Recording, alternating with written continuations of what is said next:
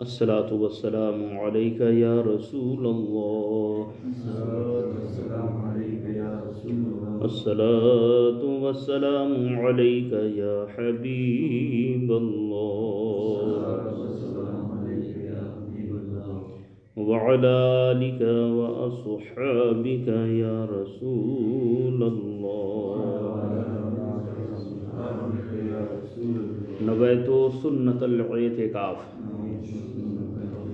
میرے اور آپ کے آقا احمد مجتبیٰ محمد مصطفیٰ صلی اللہ تعالی علیہ وآلہ وسلم نے ارشاد فرمایا کہ قیامت کے روز اللہ تبارک و تعالی محدثین اور علماء دین کو اٹھائے گا۔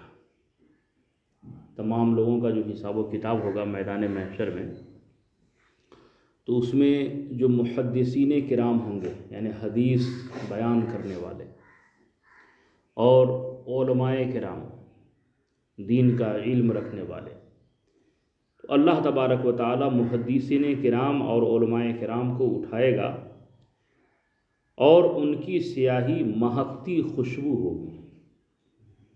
ان کی سیاہی مہکتی خوشبو ہوگی مطلب یعنی جو قلم علماء کرام استعمال کرتے ہیں اور قلم میں جو سیاہی استعمال ہوتی ہے، یعنی جس سے دین کی باتیں وہ لکھتے ہیں، کتابیں لکھتے ہیں، فتاوے لکھتے ہیں، احادیث مبارکہ اور اس کی تشریحات کرتے ہیں، تو وہ جو سیاہی استعمال ہو رہی ہے، تو اس سیاہی میں مشک سے بڑھ کر کے خوشبو ہوگی، ہے نا؟ وہ سیاہی جو ہے مہکتی خوشبو ہوگی۔ وہ دربار خداوندی میں حاضر ہوں گے، اللہ کی بارگاہ میں پیش کیے جائیں گے۔ تو اللہ تبارک و تعالی ان سے فرمائے گا، تم عرصہ دراز تک میرے حبیب صلی اللہ تعالی علیہ وآلہ وسلم پر درود پاک بھیجتے رہے تھے، یعنی پوری زندگی تم نے جو ہے میرے محبوب کی بارگاہ میں درود شریف بھیجا، حدیث کی خدمت کی، قرآن کا درس دیا، لوگوں کو دین کی باتیں بتائیں۔ تم عرصہ دراز تک میرے حبیب صلی اللہ تعالی علیہ وآلہ وسلم پر درود پاک بھیجتے رہتے تھے، فرشتوں ان کو جنت میں لے جاؤ۔ فرشتوں کو حکم ہوگا ان کو جنت میں لے جاؤ، چنانچہ فرشتے ان کو لے کر جنت میں جائیں۔ تو میرے پیارے بھائیوں، درود پاک پڑھنے کی عادت بنائی، اس کی بڑی برکتیں ہیں۔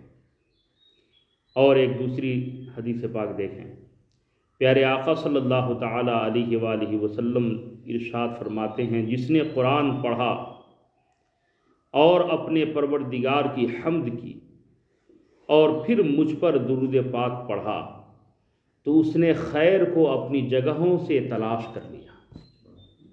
قرآن پاک کی تلاوت کی، اللہ کی حمد و ثنا بیان کیا، اور آقائے کریم صلی اللہ علیہ وسلم پر درود پاک پڑھا، تو ایسے خوش نصیبوں کے لیے یہ بشارت ہے کہ گویا اس نے خیر کو تلاش کر لیا، یعنی اس کے لیے دنیا و آخرت کی بھلائی مل گئی۔ اور ایک تیسری حدیث پاک دیکھیں، پیارے آقا صلی اللہ تعالی علیہ وسلم ارشاد فرماتے ہیں، جو مجھ پر دن بھر میں 50 بار درود پاک پڑھے، 50 مرتبہ پورا دن ملا کر کے درود شریف پڑھے، تو قیامت کے دن میں اس سے مصافحہ کروں گا۔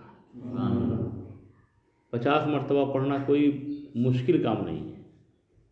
درود شریف کا ایک صیغہ ہے، صلی اللہ علی محمد صلی اللہ علیہ وآلہ وسلم۔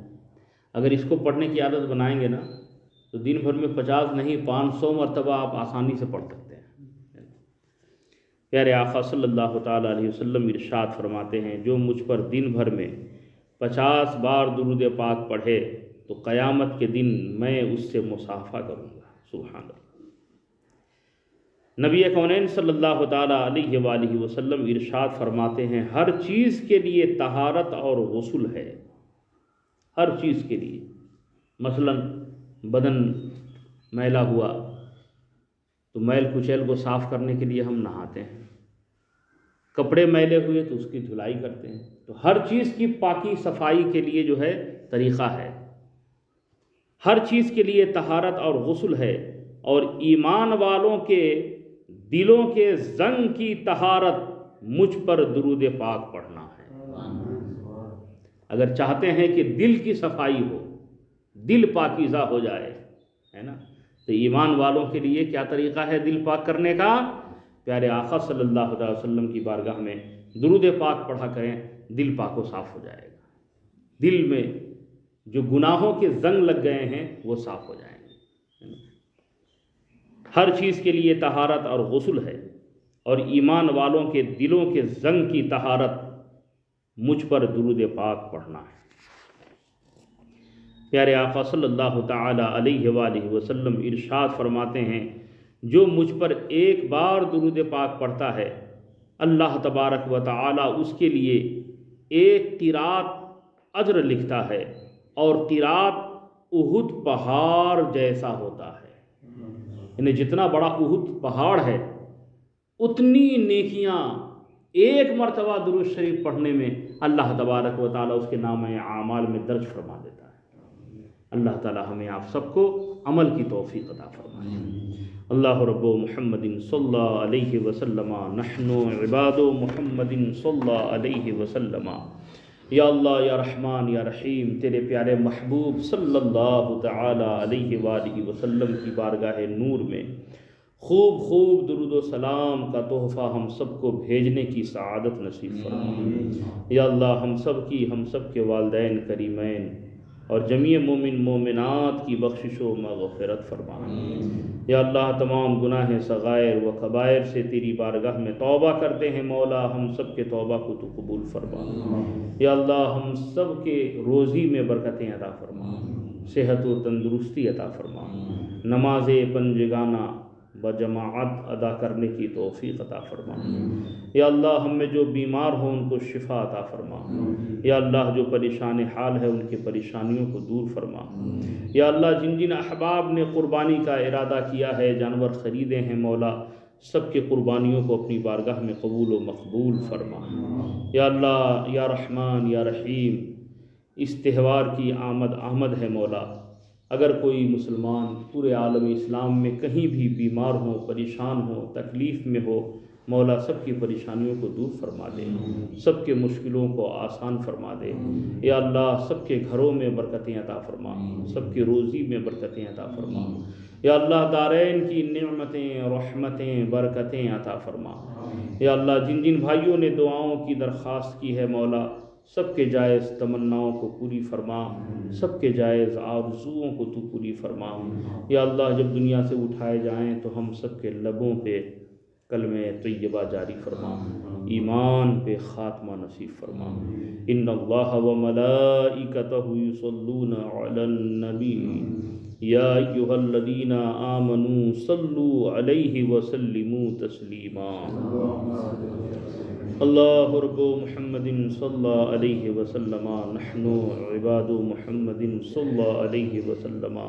جب دم واپسی ہو یا اللہ، لب پہ ہو لا الہ الا اللہ محمد رسول اللہ۔ مصطفیٰ جان رحمت پہ لاکھوں سلام، شمع بز میں ہدایت پہ لاکھوں سلام، مصطفیٰ جان رحمت پہ لاکھوں سلام، شمع بز میں ہدایت پہ لاکھوں سلام، ہم غریبوں کے آقا پہ بے حد درود، ہم غریبوں کے آقا پہ بے حد درود، ہم فقیروں سروات پہ لاکھوں سلام، مصطفیٰ جان رحمت پہ لاکھوں سلام، شمع بز میں ہدایت پہ لاکھوں سلام، ان کے مولا کے ان پر کروڑوں درود، ان کے مولا کے ان پر کروڑوں درود، ان کے اصحاب و عطرات پہ لاکھوں سلام، مصطفیٰ جان رحمت پہ لاکھوں سلام، شمع بز